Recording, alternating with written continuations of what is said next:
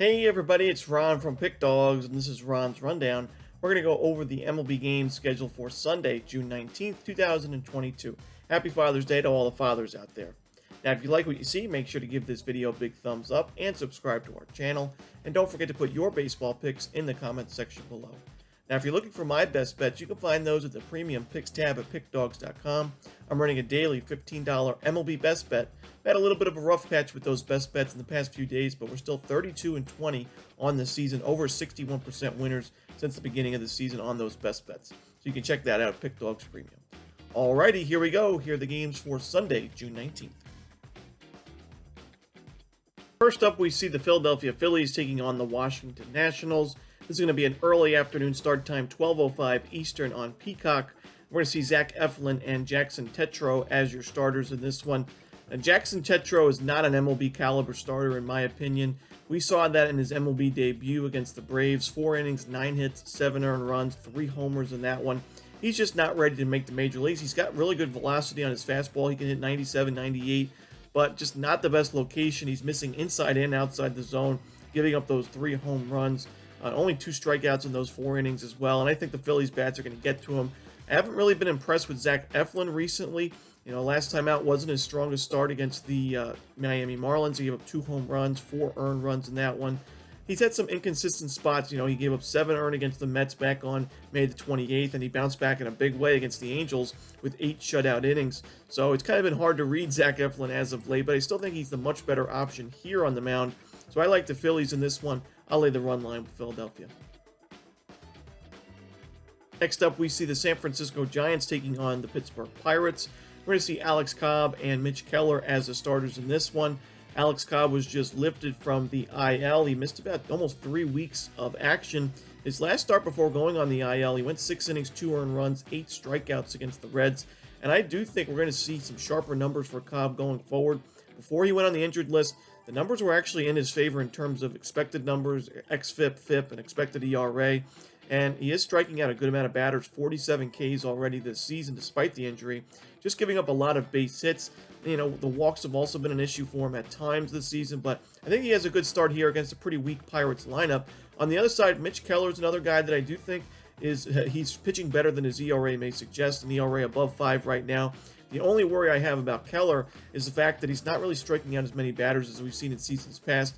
Last outing, he went 5 1/3 against the Cardinals, and he only gave up 2 earned runs, but he only had 2 strikeouts in that stretch, 7 base hits allowed there. I think he's in trouble in this spot. I think Cobb is the better starter. I think the Giants are big favorites for a reason. I'm going to take San Francisco and lay the run line. Next up, we see the St. Louis Cardinals taking on the Boston Red Sox. Andre Palante facing off with Nick Pivetta. Now, I don't really trust Nick Pivetta's recent success. You know, you look at his last outing, 8 innings, 1 earned run. That was against the Oakland A's. He only had 3 strikeouts in that start as well. The previous start to that one, although he had 11 strikeouts in 5 innings against the Angels, still gave up 4 earned runs and a home run to one of the most struggling lineups in baseball right now in LA. So I'm not too sure Pivetta's going to have too strong of a start in this spot at Fenway Park, a hitter-friendly ballpark, and going up against a really solid Cardinals lineup that's very disciplined at the plate. But I don't really trust Andre Palante either on the other side. He's not going to pitch too deep into this ball game. I don't really trust the Cardinals bullpen at all in this spot either, and I think this total is set high for a reason. I think the wind's going to be blowing out here at Fenway Park, and I think it's going to help the hitters overall. So even though these pitchers have solid ERAs on paper, we saw that in the first game of the series with Michael Wacha and Adam Wainwright, 2 sub-3 ERA pitchers. Now, Wacha did have a good start, but Wainwright got hit quite a bit, and the game wound up going over. I see a similar result in this one. Give me the over in the Cardinals Red Sox. Next up, we see the New York Yankees taking on the Toronto Blue Jays. Now we're going to see Luis Severino and Yusei Kikuchi as the starters in this one. ESPN still has Garrett Cole listed as the starter, but it looks like Luis Severino will be lifted off the COVID list, and he's expected to make the start for this game. I like Severino in this spot, and I love the price we're getting with the Yankees here. You know, sometimes you could see public traps that are set by the books where a team that you wouldn't expect to be favorite is favored, like we saw on Saturday, and I have to tell you, I fell for the trap with the Blue Jays. I thought they had a really good matchup on their hands. They were the favorites in that game, but the Yankees, yet again, prevail. It doesn't seem like they're going to lose a game the rest of the season, and at this kind of price, to me, there's just no reason not to take the Yankees. you can afford to lose at -120 with the much, much better team, the better starting pitcher by a mile, the better lineup, and the better bullpen. So I'm going to take the Yankees here. You say Kikuchi coming off a start against the Orioles, where he went 4 innings, 4 earned runs, 2 home runs in that one, 4 walks as well. The previous start to that one, Kikuchi couldn't even get out of the first inning. 2/3 of an inning against the Royals, 3 earned runs, 4 walks. So he's walking batters, giving up home runs, giving up base hits, and that's not a good spot to be in when you're facing the New York Yankees. June has not been pretty to Kikuchi, and I like the Yankees in this spot. Again, give me the money line with the New York Yankees. Next up, we see the Tampa Bay Rays taking on the Baltimore Orioles. Corey Kluber and Jordan Lyles are your starters for this one. Now, I know the Rays' offense hasn't really looked good as of late because a lot of that stems from the injuries to guys like Wander Franco and Brandon Lau. But I do think they get enough done offensively against Jordan Lyles and the Orioles bullpen to get a win in this spot. Jordan Lyles' last 3 starts, giving up at least 4 earned runs in all of those starts. 4 to the Blue Jays, 6 earned runs to the Royals, and 4 to the Mariners. 3 total home runs combined in his last 2 starts as well. Walking batters at a high rate is also, his whip's now above 1.5 at 1.52. I don't like him in this spot against Corey Kluber, who's a guy that can give the Rays some solid innings out there. He's no longer a strikeout guy. We saw him as an AL Cy Young caliber pitcher for the Guardians of Cleveland for quite a while, but now with the Rays, he's more of a pitch-to-contact guy. He's not going to give up hard contact much at all. Last outing, 6 innings against the Yankees, where he didn't give up a single earned run, did give up 2 unearned runs, but that's exactly what the Rays would want for him against a lineup like the Yankees.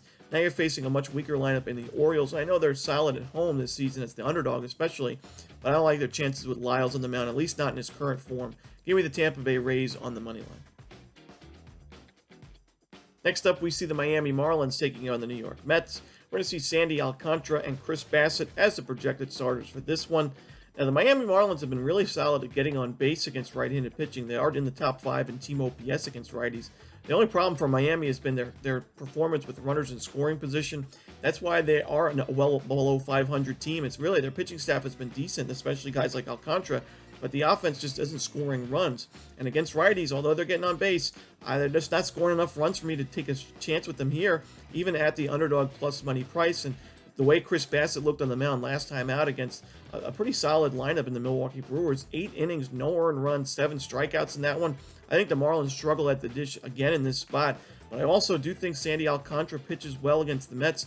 Sandy Alcantara's more of a pitch-to-contact guy, but he's been actually able to pick up the strikeouts a little bit more recently in his last few starts, coming off a start where he went 7 2/3 against the Phillies, giving up only 2 earned runs. Previous start to that one, a 9-inning complete shutout against the Washington Nationals with 6 strikeouts. I think he pitches well to keep this game low scoring, and I like the under in the Marlins Mets. Next up, we see the Milwaukee Brewers taking on the Cincinnati Reds. We're going to see Adrian Hauser and Mike Minor as your starters in this one. Now, Mike Minor's ERA does look pretty rough on paper, 7.36 ERA, but I do think this is going to be a matchup that benefits him with a Milwaukee team that has not hit left-handed pitching well at all this season. If you look in terms of team OPS, the Brewers are ranked 25th, and although they're a very powerful lineup overall, they're only ranked 17th in the league in isolated power against lefties. That's even worse in the month of June, where the Brewers are ranked 22nd in the league in isolated power against lefties in June so far. So I don't think Milwaukee's going to do too much offensively, at least early on in this game. And Adrian Hauser's a guy that I am looking to fade quite a bit going forward. He struggled against the Mets last time, giving up 8 hits and 4 earned runs in 4 2/3 innings. Previous start to that one against the Phillies, 6 innings, 7 hits, 5 earned, 3 home runs in that one. So he's giving up some sharp contact, not striking out a lot of batters. The walks have been an issue for him as well at times. And I don't like this spot at Great American Ballpark, a hitter-friendly park against the Cincinnati Reds, a lineup that's been able to get the job done mostly at Great American this season. It's going to be an interesting game, and I'm going to take the Cincinnati Reds here as the dog, getting the plus money. Next up, we see the Texas Rangers taking on the Detroit Tigers. Dane Dunning and Drew Hutchinson are your starters here. And we saw the Tigers' offense explode on Saturday, something I was not expecting to see. They do hit lefties better than righties, and they were able to get to Taylor Hearn, but still an offense that's not very good against righties or lefties this season. But now they're facing a righty again in Dane Dunning, and I don't really like their matchup here against Dunning. Overall, I don't have too much faith in Dane Dunning, but I think he's good enough here. 4.04 ERA. The strikeout numbers are solid, 68 and 71 and 1/3 innings. Last time out, 6 innings, no earned runs against the Astros, 2 hits allowed in that stretch. And although the Rangers offense hasn't been able to back him up recently his last few starts, I think they will here against Hutchinson. He's only had 1 strikeout in his last 2 outings combined. He's also not a guy that's going to pitch too deep into this game. And while the back end of this Tigers bullpen has been really strong for Detroit, it's really the only reason why they've been decent at home this season. I don't really like the middle and early relievers that are going to have to come in, with Hutchinson only pitching 2 to 3, maybe 4 innings at the most in this spot. So I don't trust Detroit's bullpen to go the full distance in this spot. I'm going to lean towards the Rangers here, but not my favorite game on the board. Next up, we see the Atlanta Braves taking on the Chicago Cubs. Ian Anderson and Kyle Hendricks are your starters here. Now, the Atlanta Braves, they went on a 14-game win streak, but I don't think any team has been more disappointing than Atlanta this weekend. 2 games where they were big-time favorites against the Cubs, and they lost both of those games outright. Saturday, it was an even worse loss, 6-3 final score, so the reverse run line covered. I know a lot of you guys have had the Braves in your parlays or just as single bets, including myself, and it's been really disappointing to see how Atlanta's performed, but I don't really like their chances in this spot either. I think they could be at risk of getting swept by the underdog, or at least only winning this game by a run. I'm going to take the Cubs on the run line, getting the 1.5 runs. Ian Anderson's not a guy I back often. You guys know that. He gets behind the count way too often for me to like him. And last outing against the Washington Nationals, of all teams, he went 4 innings, 6 hits, 4 earned runs, 4 walks. Luckily, his offense was able to back him up in that spot. But against Kyle Hendricks, a Wrigley Field pitcher, I'm not sure Atlanta's offense is going to do too much here. We know they've only scored 3 runs in the first 2 games combined.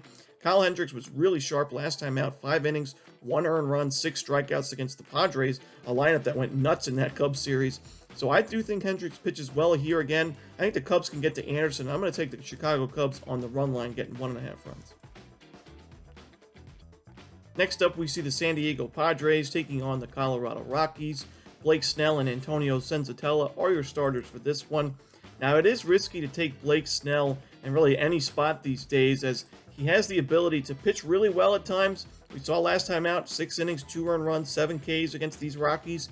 But he also has the capability of just completely blowing up in the first inning of starts. We saw that against the Mets in his previous start to that one, to the Rockies start, where he barely got out of the first inning, made it through 4 innings, but 5 total runs allowed. You know, it's a tricky game, this one, but I do like Blake Snell in this spot. I like his ability to miss bats, and it's really important to do at a hitter-friendly ballpark like Coors Field. And Antonio Senzatella, I think, is one of the weakest starting pitchers in baseball right now. He gives up a ton of base hits. He's got a 1.81 whip this season. And although he pitched well last time out against the Guardians, giving up 3 earned in 6 innings, he still gave up 8 base hits in that game. He's given up at least 7 hits in 3 of his last 5 starts. And the only reason why he didn't give up more than in those 5 starts is because one of them he got injured and he only pitched 2 innings against the Giants. But I think he struggles again against the Padres, and I know San Diego hasn't been very good at Coors Field over the past couple seasons, but I think this is a spot where they get some revenge. I'm going to take the San Diego Padres on the money line. Next up, we see the Cleveland Guardians taking on the Los Angeles Dodgers. Now, we don't have an official starter listed for the Dodgers, therefore we don't have an official line out for this game quite yet.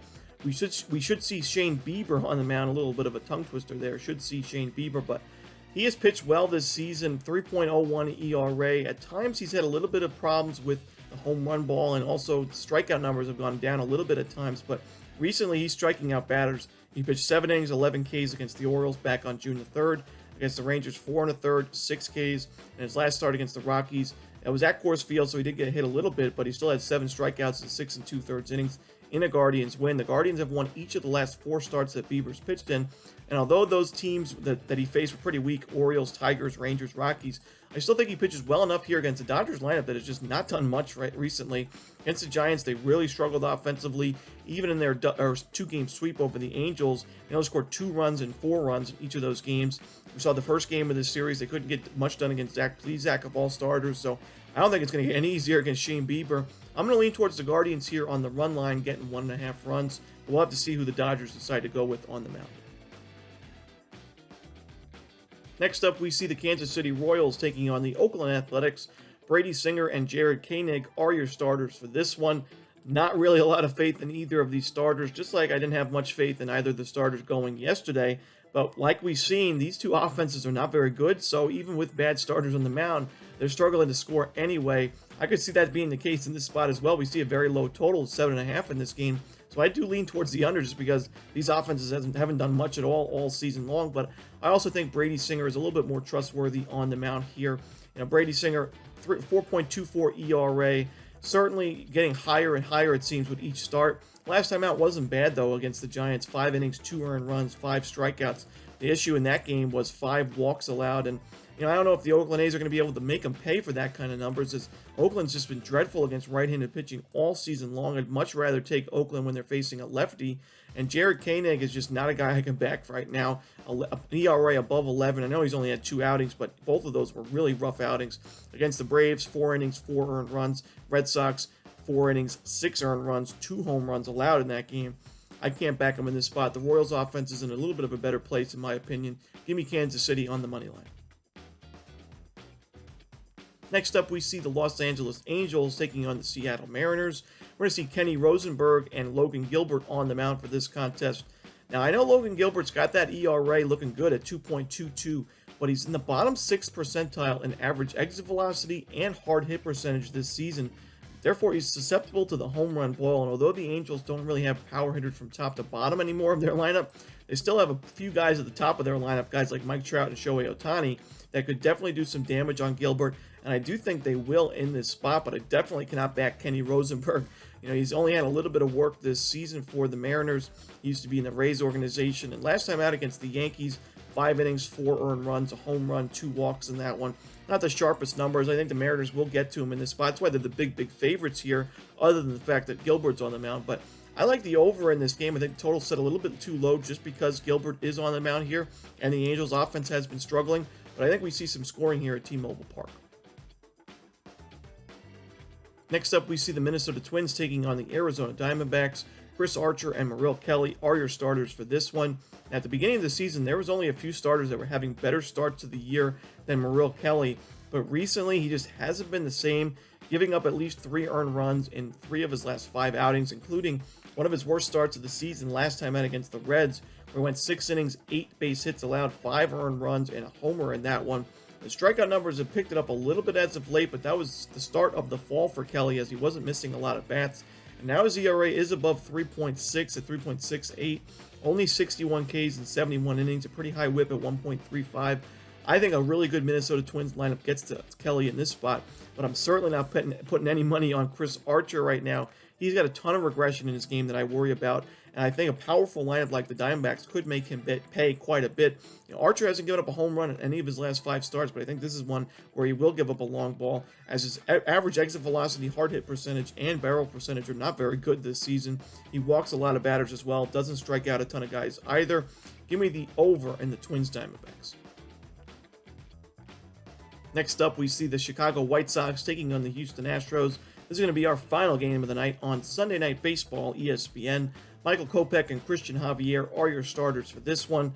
Let me tell you, the Houston Astros really disappointed me, and I know probably a lot of you as well, on Saturday with their performance against the White Sox. Just miserable performance. I mean, on Friday night, 13-3 final score in Houston's favor. They come out on Saturday and get blown to pieces. Not a lot of people saw that coming, including myself, I'll be honest there, but I do think this is a good spot to take the underdog as well in Chicago White Sox, getting the 1.5 runs. You look at Christian Javier, I've mentioned it over and over again. You guys are probably sick and tired of me saying it, but I prefer him as a reliever, don't really love him as a starting pitcher. Last time out, he was good, but not good enough to get the win for Houston, as they lost 5-3 to the Rangers, giving up 2 earned runs in 6 innings.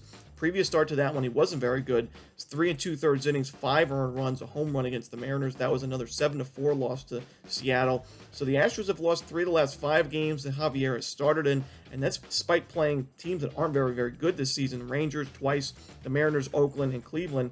4 of those 5 with records under 500. Now you're facing a White Sox team that is a game under 500 this season, but is playing a lot better recently, especially on the road. Not a lot of people saw that coming this season as well. The White Sox are like such a natural home team. They play their best ball at guaranteed rate field. Not really the best on the road, but this season they're actually much better on the road. And I think they can keep this game close with Kopech on the mound. 1.92 ERA this season. At times he's struggled, but recently he's been super sharp. And even the start before he got injured against the Dodgers, 6 innings, 1 hit, 8 strikeouts against LA. That was a 4-0 White Sox win. I'm going to take the Chicago White Sox here to keep this game close and competitive, getting the 1.5 runs. And that's it. Those are the games for Sunday, June 19th. Hope you enjoyed this video. Like I mentioned before, happy Father's Day to all the fathers out there. I hope you have a great day today. If you're looking for my best bets, you can find those at the Pick Dawgz Premium. Don't forget to hit the like button and subscribe, and don't forget to put your baseball picks in the comment section below. As always, this is Ron Romanelli. Good luck.